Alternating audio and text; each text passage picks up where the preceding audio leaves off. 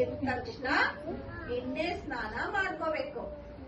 ಎಣ್ಣೆ ಸ್ನಾನ ಮಾಡ್ಕೊಂಡು ಅಮ್ಮ ಹೊಸ ಬಟ್ಟೆ ಹಾಕ್ತಾರೆ.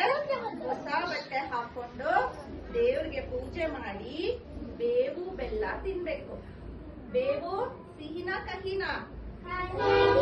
ಕಹಿ. ಬೇವು ಕಹಿ, ಬೆಲ್ಲ ಇಷ್ಟು ದಿನ ನೀವೆಲ್ಲ ಚಳಿಗಾಲ ಇತ್ತಲ್ಲ, ಅದೆಲ್ಲ ಮುಗ್ದು ಬೇಸಿಗೆ ಬಂದಿದೆಯಲ್ಲ, ಅದಕ್ಕೆ ಮೈಯೆಲ್ಲ ಹೊಡೆದಿರುತ್ತಲ್ವಾ, ಅದಕ್ಕೆ ಎಣ್ಣೆ ಸ್ನಾನ ಮಾಡ್ಕೋಬೇಕು ಫಸ್ಟ್.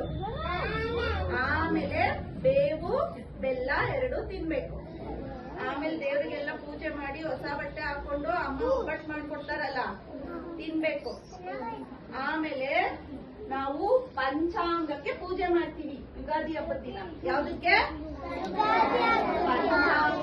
ಪಂಚಾಂಗ ಶ್ರವಣ ಅಂದ್ರೆ ಇವತ್ತಿಂದ ಒಂದು ವರ್ಷ ನಮ್ಗೆ ಬೇರೆ ಬೇರೆ ರಾಶಿ ನಕ್ಷತ್ರ ಅದಕ್ಕೆಲ್ಲ ಪ್ಲಾನೆಟ್ಸ್ ಹೋಗುತ್ತೆ, ಆಯ್ತಾ?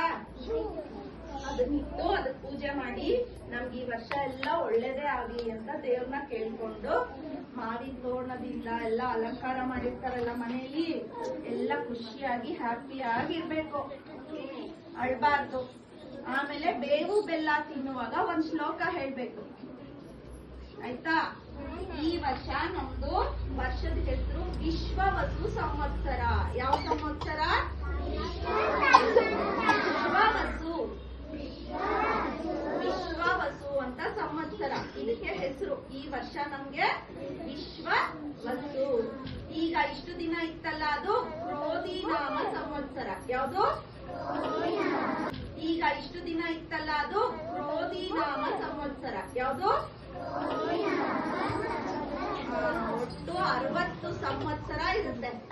ಈಗ ಕ್ರೋಧಿ ನಾಮ ಸಂವತ್ಸರ 38ನೇದು, 38th ವರ್ಷ.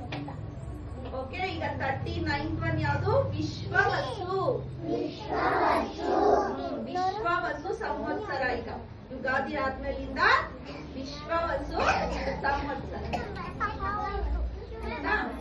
ಈಗ ಎಲ್ರಿಗೂ ಮಂಗಳಾರತಿ ಆದ್ಮೇಲೆ ಬೇವು ಬೆಲ್ಲ ಕೊಡ್ತೀನಿ. ಆಗ ಒಂದು ಶ್ಲೋಕ ಹೇಳ್ಬೇಕು.